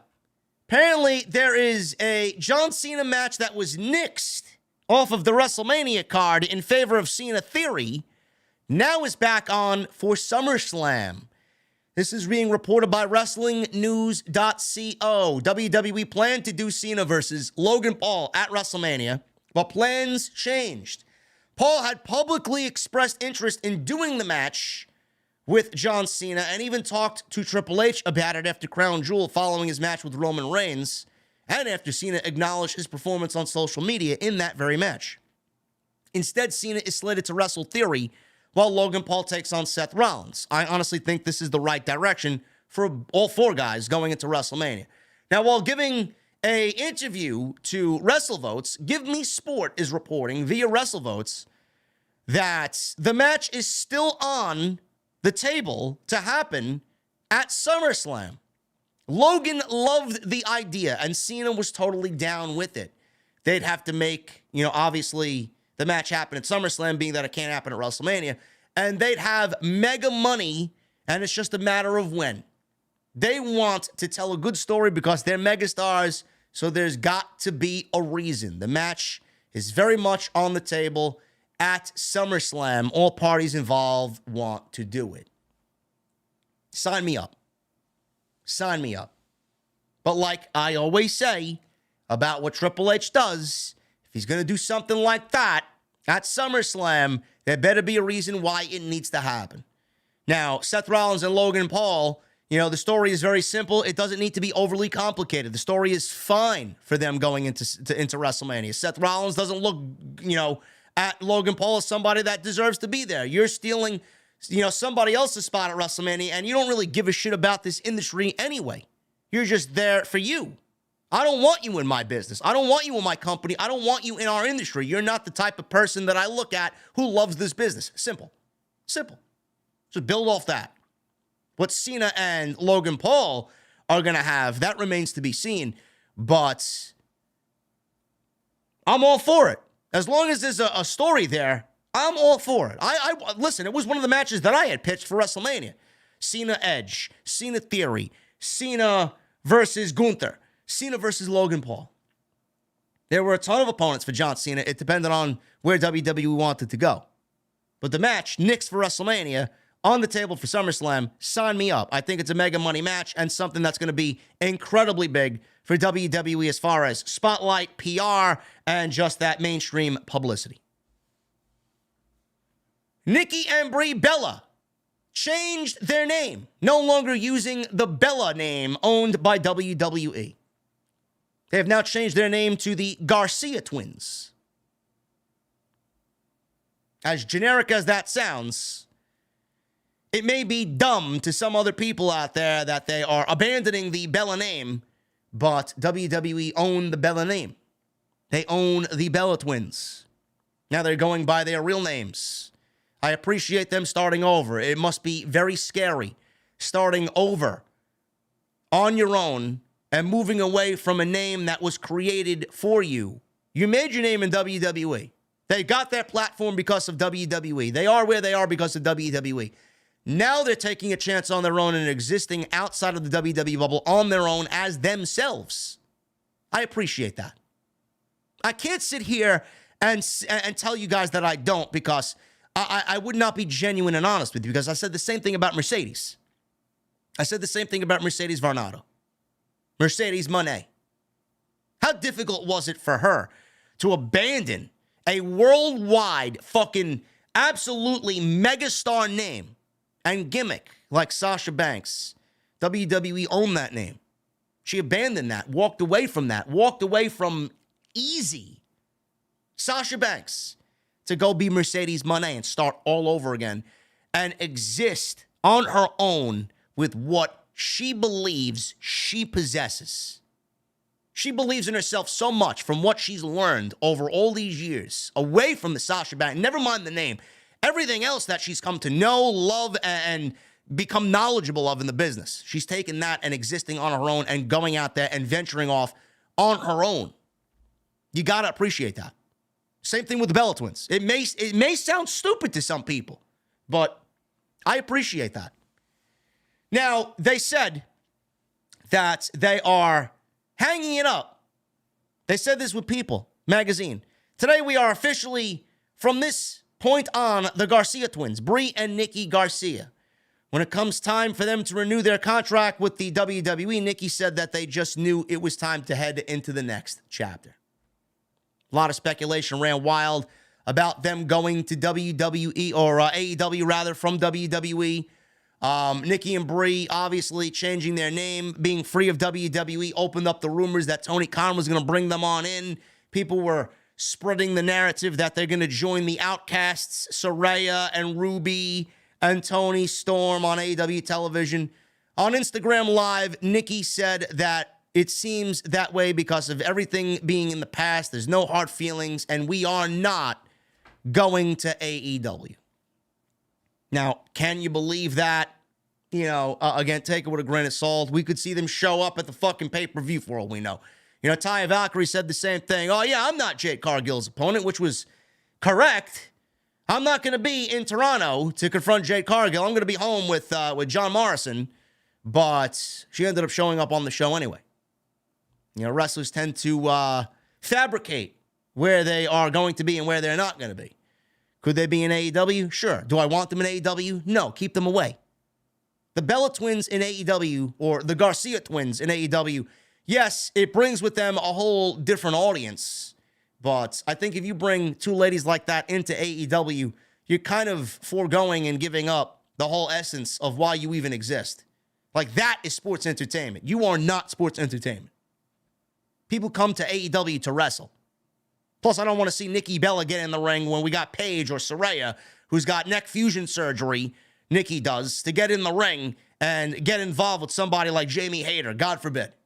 Nikki Bella was adequate at what she did. She wasn't terrible.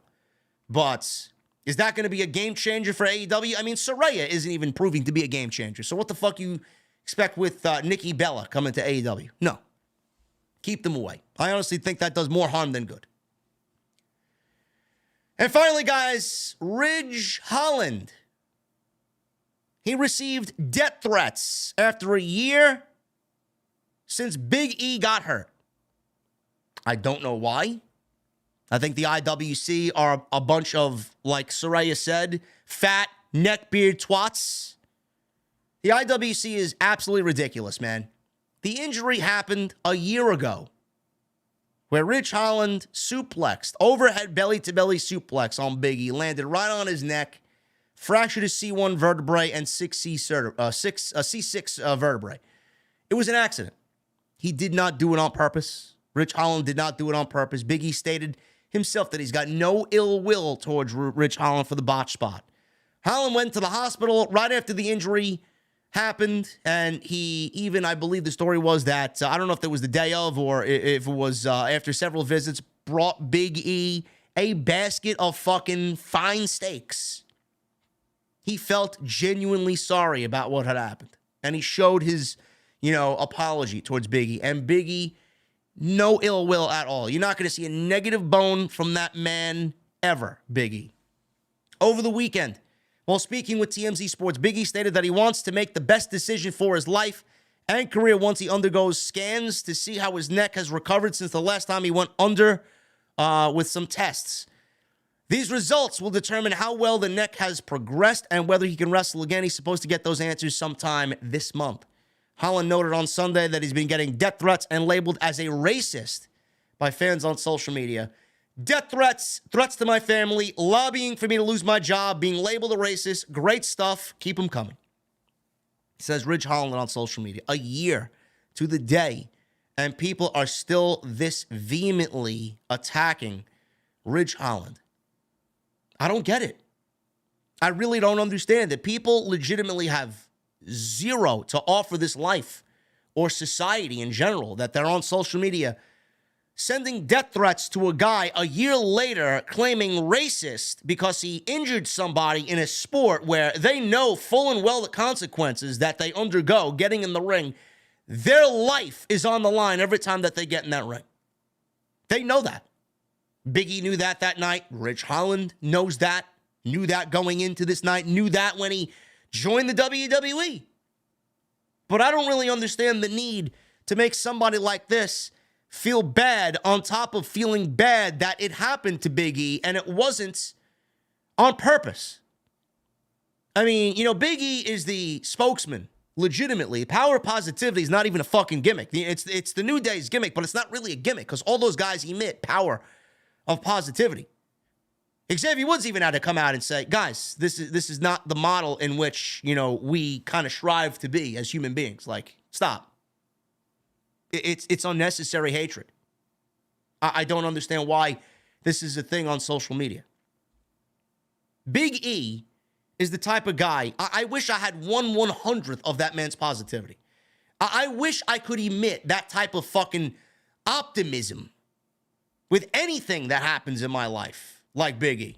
Big E is a special type of guy, man. I'd give anything to have just a decimal point of the positivity that man had. This man broke his fucking neck and he was in the hospital smiling. It's going to be all right. I'd be scared for my fucking life. I'd be afraid of fucking 1,000 other things running through my mind. What's going to happen? This. This man's smiling in the hospital with a neck brace on, not knowing what's to come next. Smiling, being home with a neck brace on, knowing life has changed, knowing that his career could be over. Smiling, emitting positivity. This man has forgiven Ridge Holland. Why can't you forgive Ridge Holland? If Big E is the model human that you should strive to be and he forgives Ridge Holland, what the fuck gives you the right to go out there and treat Ridge Holland that way when Big E never even thought about showing Big E any of that type of negativity? Disgusting.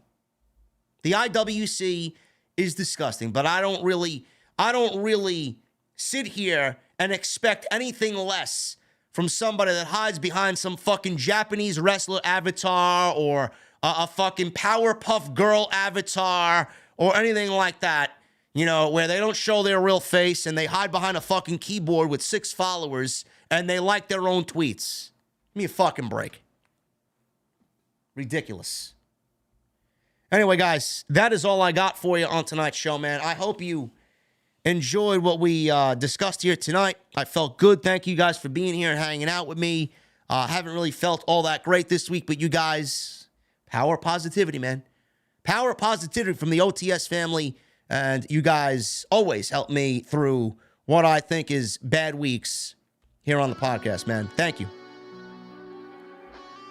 We're going to get into the Super Chats in just a second. Please make sure you guys go follow me on social media at JDfromNY206. That is Twitter, Instagram, TikTok, and Cameo. Make sure you guys hit that subscribe button down below. Turn on the bell for all notifications. Go check out all the other videos if you might have missed anything on the channel. Hit that thumbs up. 1,000 likes minimum is the goal. And make sure you guys continue to get those Super Chats in if you want to hang out. And join the channel as a VIP channel member right here on OTS. We have My Mother's Basement coming in 2 weeks. And Rage, you better fucking be there. You understand me? Dressed to impress. Sitting at the bar. And I don't want to see you without a cold beverage. Tonight's show sponsored by Blue Chew. Love my friends over at Blue Chew. And I'd love if you guys show them some love. Long-term booking is something that I push on this show weekly. There's no greater long-term booking than Blue Chew, man. Blue Chew is a unique online service that delivers the same active ingredients as Viagra and Cialis, but in chewable tablets at a fraction of the cost. You can take them anytime, day or night. Plan ahead and be ready to write that long-term storyline. Process is very simple. You sign up at BlueChew.com, consult with one of their online medical providers, and once you are approved, you're going to receive your prescription within days. No questions asked. Best part, all done online. No visits to the doctors, no awkward conversations, no waiting in line at the pharmacy. It's going to be delivered to you in a very discreet package. Done. Tablets are made in the USA. They are prepared and shipped directly to you. No questions asked.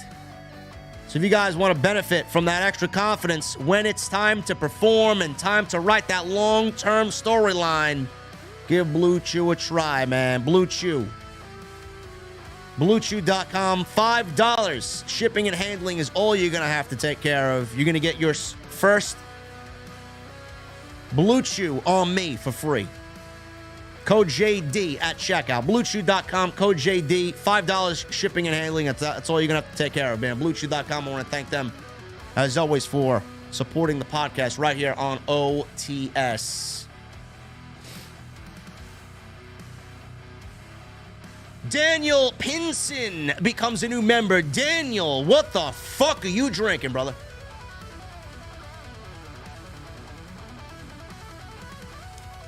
Tyler with a $1.99 super chat times 2.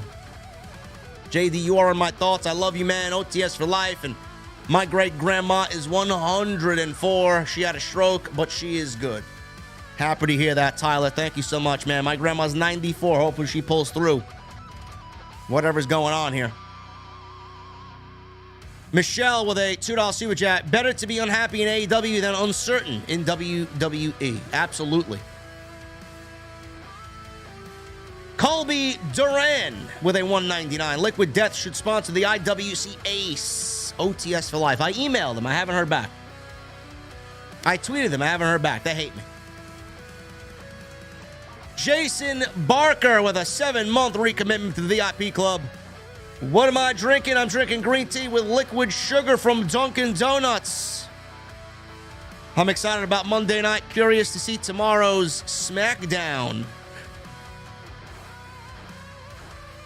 Hopefully WWE does right by these last couple of shows, man, going into WrestleMania season. Or WrestleMania. Michelle Moran with a $2 super chat. When Bryan's contract is up, you see him going back to WWE? No, I think Bryan retires in AEW.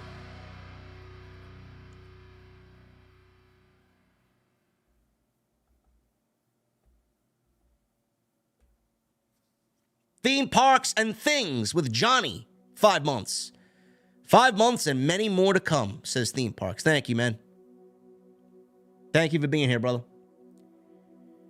Colin Hutton with an 18 months says, prayers up for your grandma. Thank you, Colin. I appreciate you for 18 months, brother.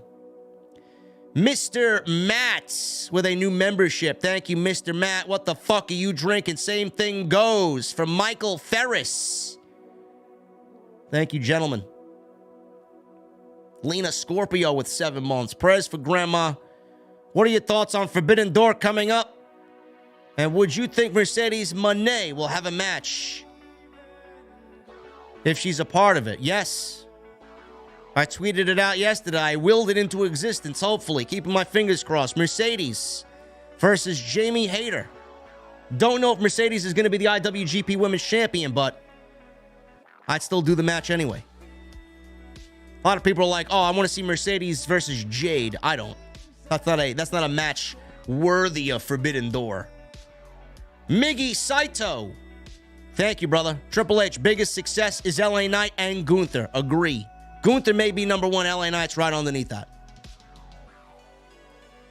N with a $4.99. Making Cody into nothing more than Dusty Shadow, then acknowledging him as his own man from AEW reeks of Vince McMahon more than it does Triple H. And this is why I said Cody and some of the story of Cody going into Mania is spearheaded by Vince McMahon.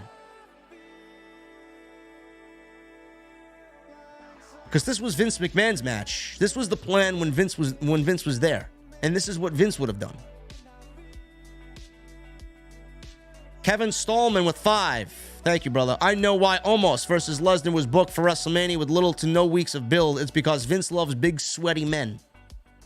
Yeah, Vince also is just demented. Basic. Fox has been vocal as to the direction of SmackDown. Is it possible Fox feels more confident having Triple H to do creative for SmackDown? Yes. Yes, but NBCU is also very pleased with Triple H, which is very mind-boggling to me why they would even allow Vince anywhere backstage having some sort of influence. Both networks were very over the moon about Triple H being back. It doesn't make sense. Rage, thank you again for the mega bomb before. Jedi Joker 93 with a $10 super chat. We love you, Rage, and JD, stay strong. I lost my mom when I was 11. I know what you're going through. Just know you guys are meant to be here. Keep your heads up, and my Twitter DMs are open to talk. Thank you, Jedi. Jedi, do me a favor, bro. I let you down, man, and I apologize, man. Tweet me that thing that you sent me last week so I can retweet it after the show's over, please. Please at me. Colin Hutton with a $22 super chat. Thank you, Colin Hutton. Forbidden Door is coming to Toronto, and I'm super excited. I'll definitely be there live in attendance. JD, would you ever consider coming to Toronto for a pay-per-view and a meet and greet? I think you'd love the Distillery District. Bro, I'm already looking into it. I already got my management team looking into it. I've been told that Toronto has excellent cocktail and beer choices that would make me very happy, to a point where I may never leave. Thinking about it, Colin. I'll let you guys know. A meet and greet in Toronto would be fantastic. Clone Force, $4.99. Prayers for Rage. And if Wyatt is going to miss WrestleMania, what about Bobby versus Bronson? And have Bronson go over. I like the way you think, Clone Force. I think that's a great move. Ali with a $4.99. Hey, JD, I just want to say on Monday was my 29th birthday, and did you ever like that one band, Disturbed? Yeah, they were all right. They were all right. They got worse as the years went on, but their earlier stuff is where it's at. TK with a $10 super chat. The problem with AEW bringing in some of the ex-WWE guys is the egos they have. They don't see AEW as equal to WWE, so they think they deserve to be at the top because of their name value. Yes. 100% correct. Instead of wanting to build the company and for them to start over, right? And help the young kids get over, they all want to be placed at the top. They want to come on in and be the fucking cream of the crop. It doesn't work that way. You weren't there since day one. You're there to help the company. I mean, who expects to be a main event guy? CM Punk is the Bryan, Punk, and Moxley. And Jericho. That was it. The fuck do they want? Those are main event guys. Swerve is not a main event guy yet. Keith Lee's not a main event guy yet. Malachi could have been a main event guy. They dropped the ball with him. Paul Jackson with a $5 super chat. There are rumors in regards to fans' disapproval of the Baron Corbin versus Kurt Angle match at WrestleMania in which Vince said, fuck him. I'll save that for Sunday's show, Paul. I actually had it in my notes, and I purposely did not want to talk about it here just for time constraints. Zach Smith with a $13.99 super chat. How would you feel about WWE crowning a new WWE champion through the King of the Ring tournament? Or would they be better off using it to find the next challenger for the title at SummerSlam? I like them finding a next challenger for SummerSlam. I'd hope that they split the titles before then. Hollywood guy with a $5 super chat. You probably said it, but I missed it here. It is there in an article, and Vince said, fuck them to the fans because of the Brock Lesnar match and Omos. I'm pretty sure he said fuck him several times to the fans. That's exactly what he thinks of the fans. He does not give a shit. Captain Solo, $5 super chat and a $2 super chat. LA Knight needs to win King of the Ring. He's great. The fans like him, and the fact that Vince had him being Max Dupree shows how out of touch he is. Vince McMahon pitches a tent for Omos. I'm going to go LA Knight, Money in the Bank, and Gunther, King of the Ring. And Johnny with a $1.99. Other dream matches for Forbidden Door 2. I'm doing Omega Ospreay round 2 for the IWGP United States title. I'm doing Bryan Danielson versus Okada.